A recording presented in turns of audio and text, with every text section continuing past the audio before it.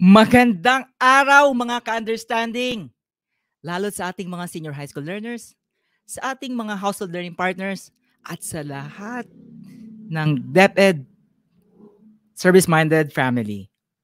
Welcome back sa Understanding Culture, Society, and Politics. Episode ng Itulay, ako ang inyong tutor, Tutor Eric. Okay, sa ating mga giliw na viewers, no, i-type lang ninyo ang pangalan ng school ninyo. At malay nyo, 7 weeks from now, mabigyan natin sila ng recognition bilang supportive school.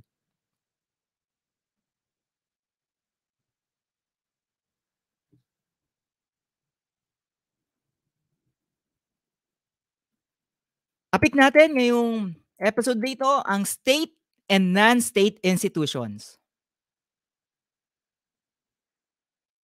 Target natin ngayong episode nito na maipaliwanag ang iba't ibang anyo at tungkulin ng Estado at ng mga non-state institutions.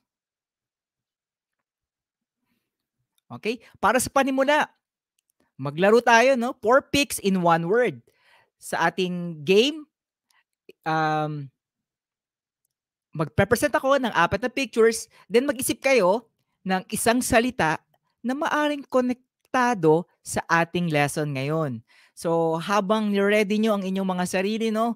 So, batiin ko lang, no, ang mga ating mga viewers, no? Magandang hapon, Aurora Senior High School, no? Na pinangunahan ng kanilang UCSP teacher, Mr. Sir Leo. Okay? Charina, and sa ating Grace Kilior. Okay.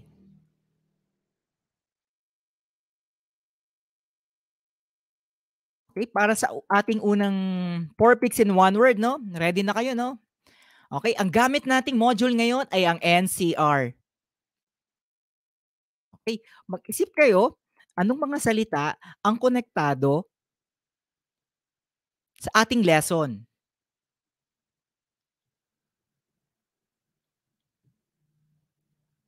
Okay? So may nakikita tayong parang kalupaan, katubigan. Oops. Parang nabanggit ko yung mga keywords, ah. Okay.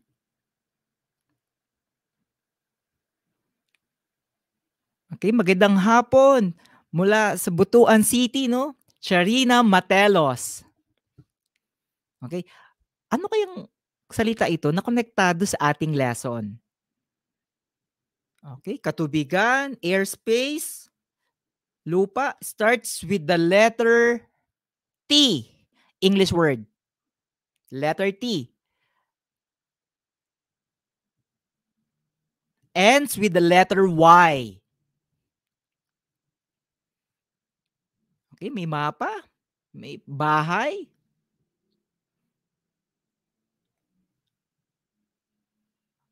Okay, kung may naririnig kayo sa background na tunog, yung aming aso talagang napaka-ready bantayan ng kanyang letter T. Okay? Ends with the letter Y. The correct answer is ang pinakamabilis ay si Ash Paul Tadeo. Yan. Okay. Tingnan natin kung tama ang sagot ni Ash Paul. Territory. Okay, Ash Paul, i-type mo yung pangalan ng school mo, no, para mabati natin. Okay, isulat ninyo ang question number 2. Okay, Quirino National High School, J. Mark, welcome back.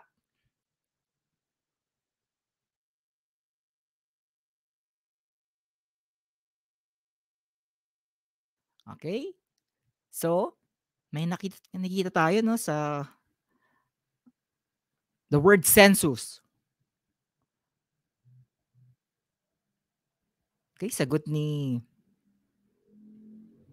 Grace na dati nating Cutie of the Week, no? So galingan nyo lang, malay nyo baka next episode kayo na ang ma-feature namin bilang Cutie of the Week. Okay, magandang hapon mula sa Minuyan National High School, Division of San Jose del Monte, Bulacan. Okay, magandang hapon po, no? Ano kaya to, Ash Paul? Jessa Martison. Jaymon, Agramon, ano kaya ito? Okay, ang pinaka-clue rito yung ano, eh, 'no, yung the word census. Starts with the letter P. Okay, nasa kanang yung nasa kanan na picture, nasa taas, yun ay isang figure para mabasa yun 'no. Okay, then every January 1, very, very curious yung government natin na mapangalanan yung ano natin 'no, yung pinaka-baby of the year. Okay, Mastella, malapit na. Okay, it starts with the letter P and ends with the letter N. Ang tamang sagot, population. Kaya pala yung nasa kanan 'no, the upper right, population pyramid, 'yan. And how about this one? Tandaan ninyo itong mga ang ating 4 picks in 1 word ay merong koneksyon sa ating lesson today. State and non-state institutions 'no. Malamang natalakay niyo 'yan sa Araling Panlipunan natin, okey? Hello, Aika from San Mariano National High School.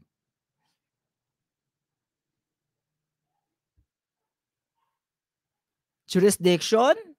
Mastela? Puwede.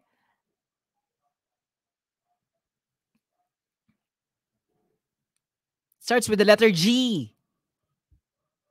Okay, parang Big Brother, oh, yung nasa upper right. Mastela, sovereignty? Sovereignty? Nice try. Pero alam ni ano 'no, alam ni Mastela ang ating topic ngayon 'no. Mukhang ready 'no. Okay, starts with the letter G, ends with the letter T.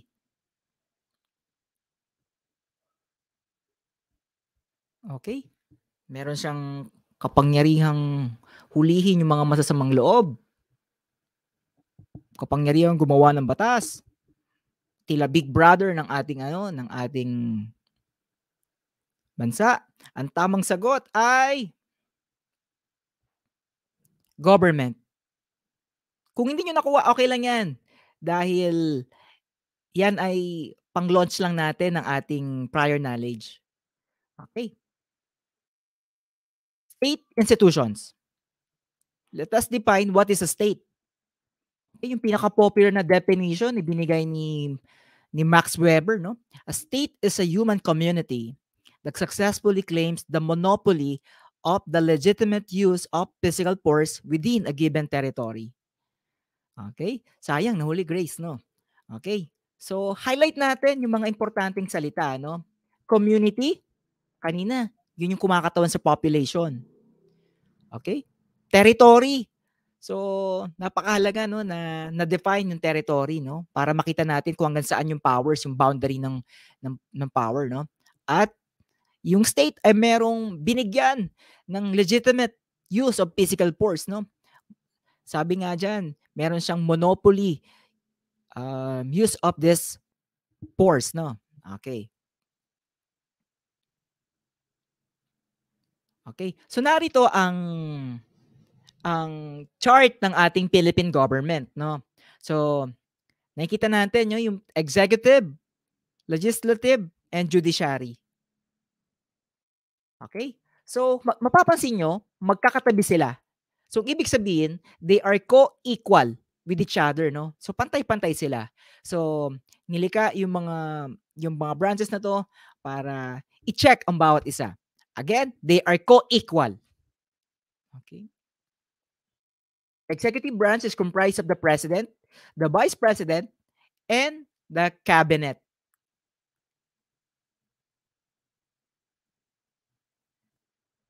Okay, so ang tanong, nag-register na ba kayo 'no, para sa ating na lalapit na eleksyon? Legislative branch, trabaho niya ay magpasa ng batas, lumikha nito, okey? Ang legislative ay may dalawang bahay 'no, the Senate, the upper, and the lower, the House of Representatives. Pangatlo ay ang judiciary. Okay? It maintains the power to resolve disputes concerning rights that are legally demandable and enforceable. So, sa mga usaping karapatan, pupunta tayo sa hudikatura. Okay? The judicial branch also decides whether there has been a serious abuse of judgment amounting to lack or excess of authority. So, sakaling may pang-aabuso ang isang government agency, siya rin yung tumitingin, no?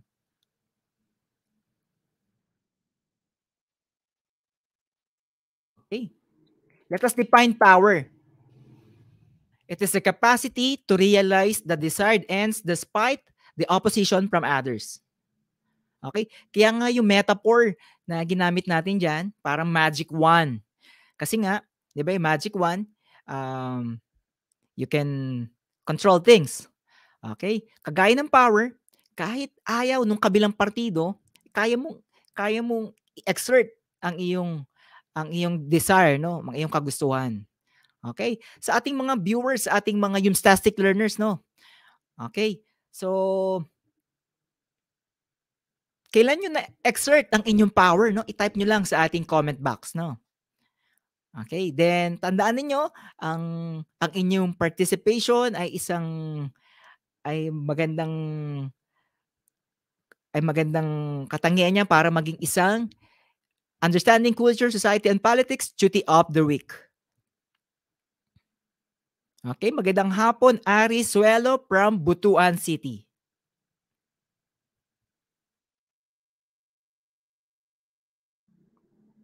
Okay?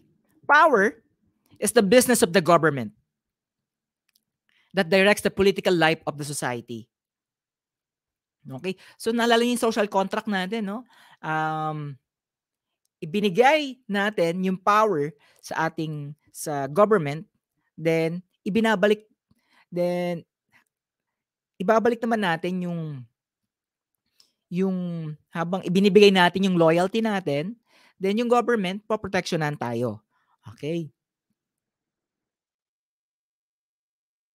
So sabi nga natin dito, so governments demand compliance on the part of the population.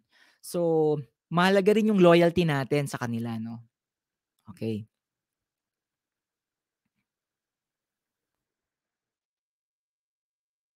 What is authority?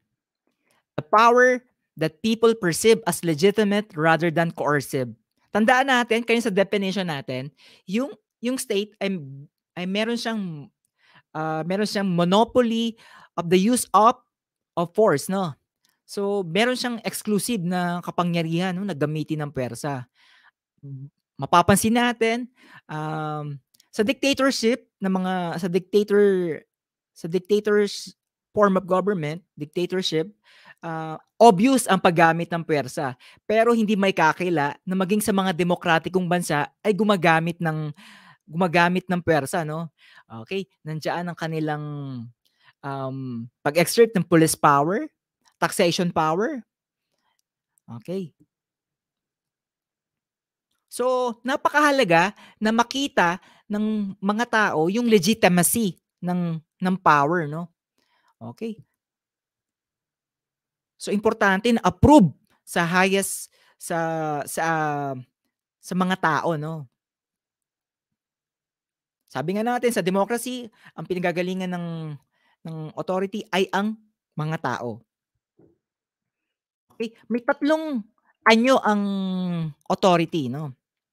The traditional, the rational legal, and charismatic.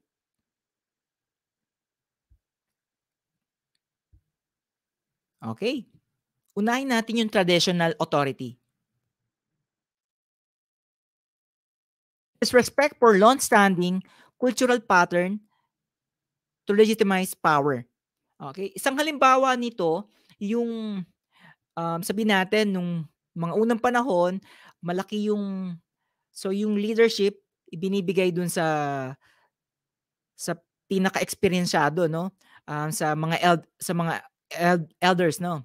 Then maalala rin natin most societies are paternalistic.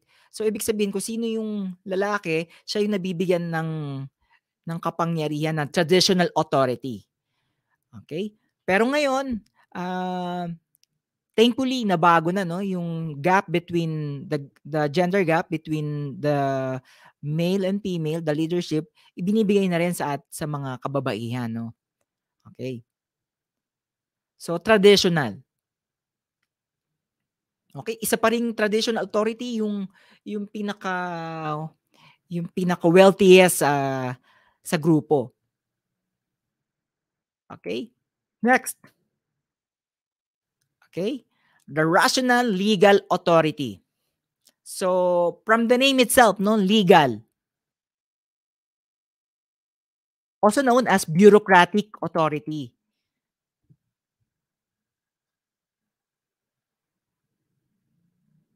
Okay? Magandang hapon, Pabona Marlon Silva from yan, mamaya babasahin natin, no?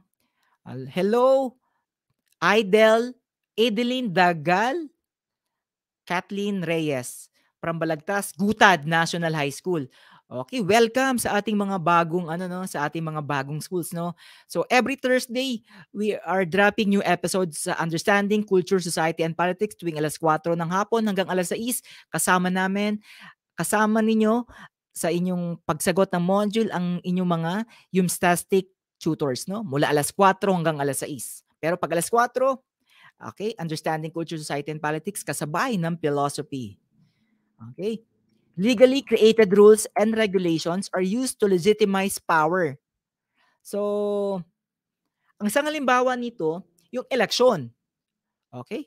So yun, yung eleksyon ay isang legal manifestation ng authority on sino mang manalo, magwagi sa eleksyon ay lehitimong magiging pinuno. Okay, from Gutad National High School. Okay, Kate, ihabol mo nga ang inyong lalawigan, no? Ang inyong division, ang inyong SDO, no? Nang mabati natin. Next, charismatic authority. Okay? So they possess extraordinary personal skills that inspire devotion and obedience to legitimize power. Okay. Sa kasaysayan natin, ang dami nating na-encounter ng mga charismatic authority, no? Okay. So, masasabi natin, charismatic leaders comes into forms, no? Charismatic leader come into forms, no? Pwedeng good, pwedeng evil. Kasi itong mga charismatic leaders na to, nadala na tayo sa maayos na direksyon at meron ding mga charismatic na leaders na tila naligaw tayo ng direksyon. Okay? Sa inyong comment box, magbigay nga kayo ng halimbawa ng charismatic leader na na-encounter natin sa ating history. Okay, ang isang example diyan. Okay. Sa World War II, meron tayong Winston Churchill. Okay? Sa negative naman, very charismatic din si Adolf Hitler, no? Okay? Kayo naman, magbigay kayo ng halimbawa ng charismatic leader nyo. Leader ng history, no? Maalala nyo sa ating Asian history, ang isa pang charismatic leader ay the great Mahatma Gandhi. Yan. From Gutad National High School, Charlene, magandang hapon. Okay. Si Mother Teresa, as an example of a charismatic leader. Napoleon Bonaparte. Kayo naman, type nyo naman sa ating comment box kung may naalala kayong charismatic leader in the past. Ingat tayo sa mga charismatic kasi sa history natin, nasaksihan natin, dinala tayo sa dalawang direksyon, no? May mga charismatic leader, maswerte tayo, nakarating tayo sa tamang destination, pero meron ding mga charismatic leaders na naging evil, no? Okay. So, laging mag-iingat sa mga charismatic leaders. Okay, very good example. Camille Ann Hambaro, Martin Luther King. Yan. Okay, anong school kaya ni Camille? Type mo lang Camille, no? Okay. So ngayon, balik tayo sa another game natin. Numbers 4, 5, and 6, no? Sa mga winners natin sa nakaraang episode natin, Recognition Day, no? Antayin nyo lang ang inyong GCash, no? So, until now, kasi marami pa akong hindi nalolocate, no? Kagaya nila Jess Elesiones, Joben Marinay, Kisha Beralo. So, kung nanonood kayo, PM nyo lang si Tutor Eric. Okay. Ready na ba kayo? 4 picks in 1 word. Kung ready na kayo, ito ang ating question number 5. Camille, pati yung lalawigan, no? Question number 5. Okay? Ang tanong nga pala dito, functions of the government. So, ano yung trabaho ng gobyerno, no? So, pwede nyo i-type yung mga keywords. Okay? Makikita natin dito yung 4 words. Ano yung function ng government? Ang tinutukoy natin. Okay, magandang hapon, Gutad National High School, no? So, buong campus yata ng Gutad National High School nandito, no? Okay, magandang hapon. Edna, function of the government. Question, 4 picks in 1 word. Number 4. Pwedeng English, pwedeng Filipino ang sagot ninyo, no? Okay. STO Pampanga. Hello, magandang hapon. Okay. Ang pagaling ka sa aking sa one half sa aking one half sa aking partner, no, ng UCSP, no? Magpagaling ka, Tutor Joe from SDO Pampanga. Pabona Silva, magandang hapon.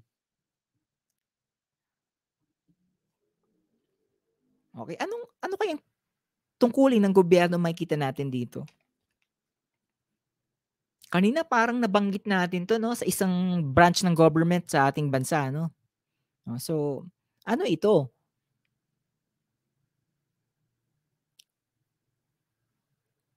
Okay. Ito ay na-exert ng legislative.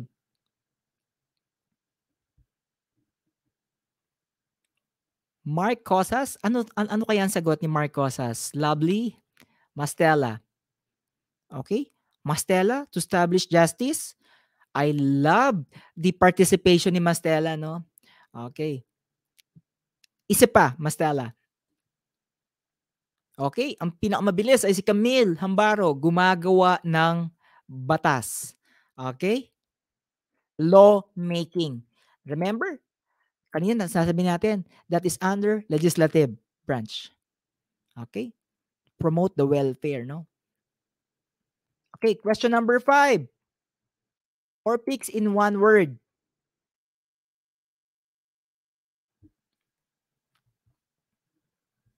Ang clue. So, parang nasa bahay natin, no? Nagba-budget. Nakikita niyo yung picture sa left, lower left.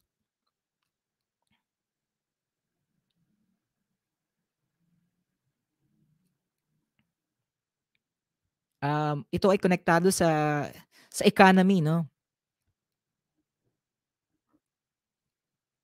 Economic recovery, pwede. Okay.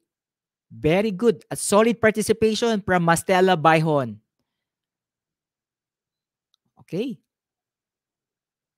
With your participation, Mastella, maring baka ikaw kaya ang ma-feature nating Cutie of the Week. Okay. Economic growth. Very good. Pwede. Okay. Sagot ni John Anthony Gripo, economic growth. Okay, meron pang kasamang check. Tingnan natin. Economic management, awards, economic growth. Okay. Mastella, John Anthony, yan. Florida, Basco. Okay, hello.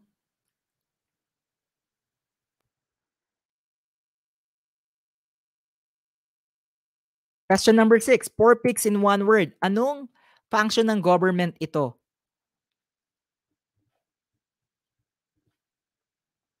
Okay, may nakita kayo 'no, parang parang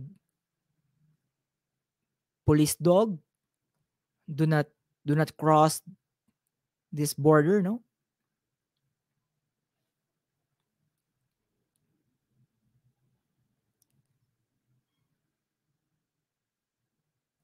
Okay, ang sagot ay border control or to promote peace and order, 'yan. Pinoprotektahan ng ating borders 'no. Okay, so let us summarize the functions of the state: national economic management, lawmaking, international representation, border control 'no. So, ilan lamang 'to sa function ng state 'no. Okay? Magandang hapon, Berna Mercado. Okay? And now, iwanan natin ang state, dumako na tayo sa non-state institutions. Non-state institutions are agencies or actors that are not owned or controlled by the government. Pero sila ay nag-exercise ng impluwensya 'no, mapa mapa-economic, cultural, social. Okay? So they are very influential. Okay? Ang isang halimbawa ng non-state institution ay bank. Okay? A financial institution that receives deposits from the public and generates credit. Ang tanong, tulungan niyo akong fill upan yung nasa kanang column. So sa aming mga Yumstastic learners 'no, ang i-type ninyo sa comment box, ano kaya ang implication sakaling ang bangko ay ah, nakaka-receive ng mga deposito, ano yung puwedeng maging economic or social implication nito, magiging epekto nito. Okay, type nyo lang sa ating chat box 'no.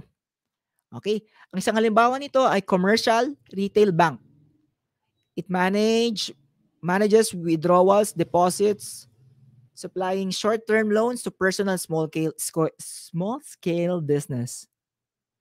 Okay, so makikita natin dito 'no. So sa ating image sa ating kanan, so yung mga depositor nag ay pumupunta sa bangko 'no, para ibigay ang kanilang i-deposit ang kanilang pera upang maingatan, okey? Then yung bangko naman ngayon, ipapahiram siya sa mga nangangailangan ng kapital, nangangailangan ng investment, okey? So umiikot ang pera 'no. Yan ang nagpapasigla sa ating ekonomiya. Kaya kaya napakahalaga ng mga bangko sa ating ekonomiya. Napag-aralan niyo yan sa ating economics.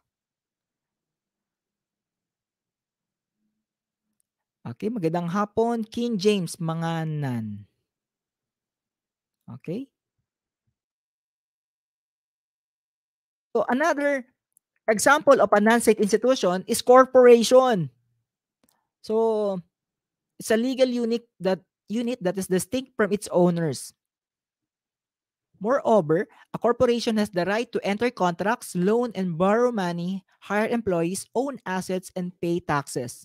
So, anong pwedeng maging social implication ng corporation? Kadalasan ni-attach natin ang profit sa mga corporation. So, parang may negative rin dun, eh, 'no? Pero good thing ngayon, they are into CSR. Okay. Talagang yung mga corporations ngayon, they are very conscious about responsibility. Okay, so makita natin sa picture natin, Atlas 'no? Alam nila yung responsibility na nakaatang sa kanilang mga shoulders 'no? Ang isang halimbawa ng contribution ng mga corporations, may mga corporations na nag-aalat ng kanilang profit, okay? Then yung makukuha nilang profit na yon, i-erase nila yung mga carbon footprint. So, yung mga advocacy ng tree planting, um social solar power, yun ang kanilang sinusuportahan, no? Okay, magandang hapon, no? Madam Mary Eresa Benson, um, ang isa sa mga pinaka-active teacher participant ng UCSP together with Sir Leo, Sir Angel. Okay? Cooperatives, kooperatiba. Okay, mula sa pangalan niya 'no, cooperate. So ang tungkulin binuo ang kooperatiba, upang itaguyod ang welfare ng kanyang mga miyembro. Okay? So maraming example ng kooperatiba 'no, um, credit loan, credit cooperative, multipurpose cooperative. Okay. Depende yan kasi 'no, so sa anong kagustuhan niya ng kooperatiba 'no.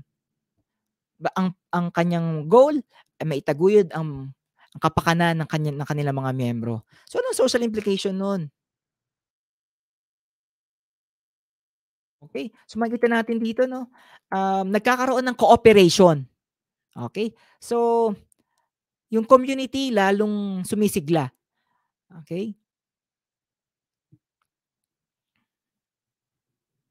at yung welfare ng bawat miyembro gumaganda. Trade unions 'no, also known as labor unions. Okay, i-type niyo naman sa comment box 'no, ano kaya implication nito?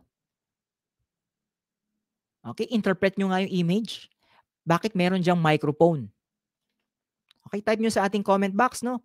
Jade Maduro, Gwyneth Lagasca, Jeline Marie.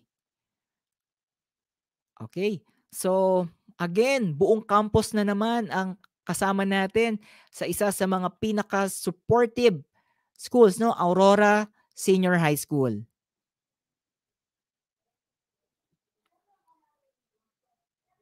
Okay, so bakit 'no? Pitombayog National High School, Tarlac. Magandang hapon, Florida Basco. Okay.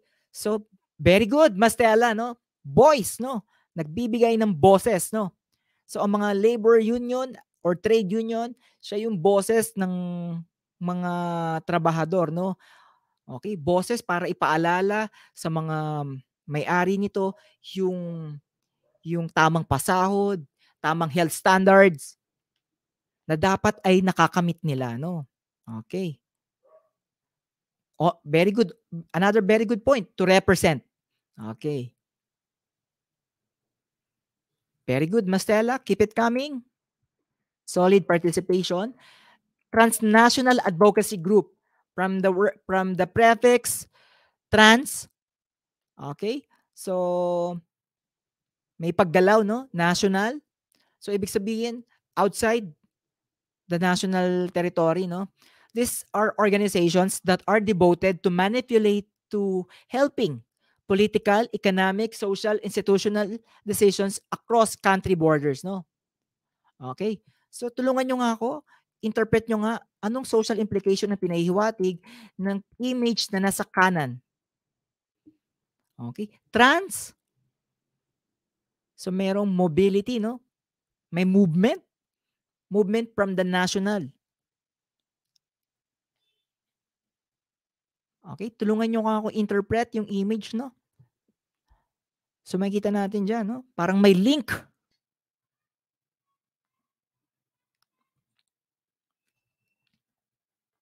Magandang hapon, Melvin Maliwat.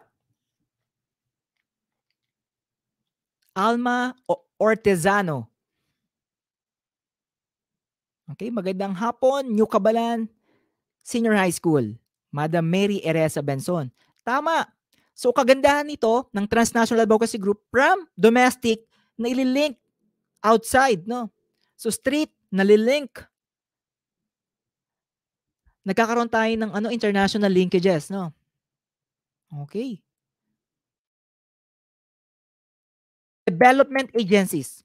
These are independent organizations whose goals are to help and develop economic growth, especially for the poor and the marginal portion of the society. Okay. So, kagaya diyan 'no, sa picture natin. Okay, ano kayang ibig sabihin niyan?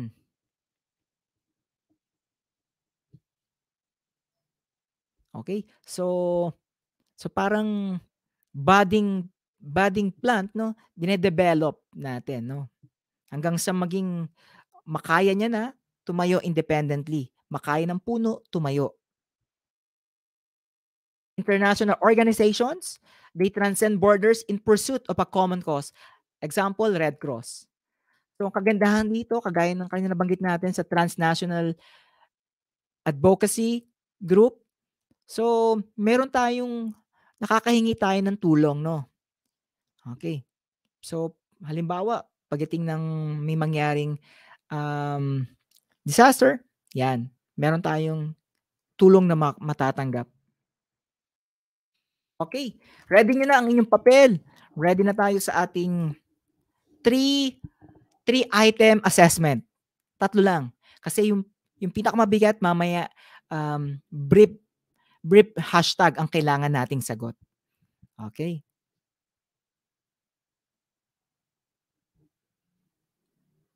Okey, magandang hapon, Jolly Monte from Gutad National High School. Magandang hapon, Gutad National High School. Okay, for our first question, Kevin Corpus is known for his extraordinary abilities that inspire devotion and obedience among his subordinates. This type of authority is known as, is it rational, legal, bureaucratic, charismatic, or traditional?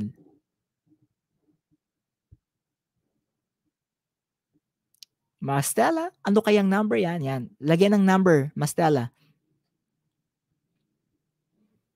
Okay, ang pinakamabilis ay si Mastella, charismatic. Okay. Number 2, habol tayo.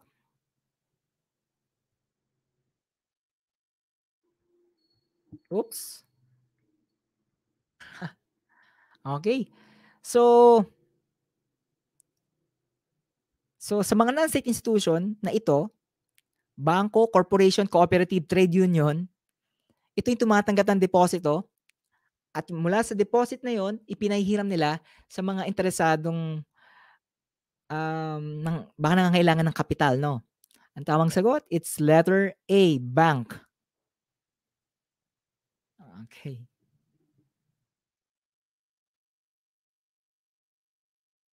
How can developmental agencies, yung kanina naalala niyo yung halaman 'no, can contribute meaningfully to society? Okay.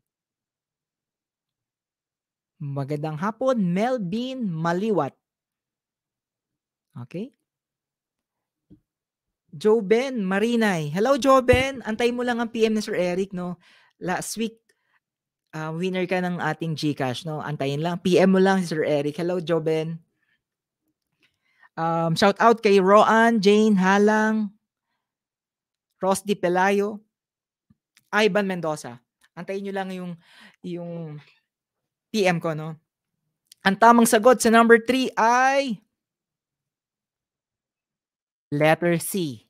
Okay. Yan. So, para sa ating okay, para sa ating, um, exit ticket ngayong episode na ito, so punta kayo dun sa use the hashtag. Okay. So, gamitin niyo yung hashtag ka kayu, which means understanding, pinaiksi na lang natin. Kayu, Q2 stands for quarter number 2. Then, I want you to summarize our episode from 1 to 3 words, no? Then, i-connect ninyo dun sa ating hashtag. Remember, gamitin ng hashtag ka, understanding, or kayu, quarter number 2. Okay? Then, yung pinaka mapupusuan namin ni Tutor Joe, plus your participation, kayo ang maaring ma-feature bilang quarter number 2, week number 1, Cutie of the Week. Okay? Sasamahan nyo sina Grace Kilor, Alin, Regeline, Regeline, James, Jacqueline, ilan lang naman yan sa ating mga cuties of the week, no? Okay, malay nyo kayo na. Again, tandaan ang ating hashtag, kayo or ka-understanding, quarter 2, then your summary. Yan. Okay. Yan, no? Okay, laging tatandaan 'no sa mga bago sa ating episode, tuwing 4:00 hanggang 6:00, paglilingkuran kayo ng inyong mga Yumstastic tutors 'no, para magabayan kayo sa inyong mga module. Okay, tandaan kami ni Tutor Joe ay dalawa lamang sa magagaling ninyong Yumstastic tutors 'no. Okay, ako, si Tutor Eric ang laging nag-iiwan sa inyo. Ang pinakamataas na marka na maaaring makuha sa pag-aaral ng kultura ay pang-unawa. At kung may unawaan, tiyak na sisibol ang kapayapaan. Okay? Dahil mahalaga ang inyong feedback, okay, pumunta kayo sa form na ito or scan niyo ang QR code na ito. Okay?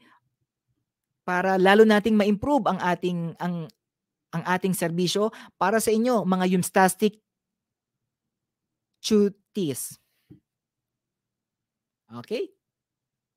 So hanggang sa muling episode 'no, tuwing Thursday, tuwing Huwebes, laging tandaan, ikaw ang best.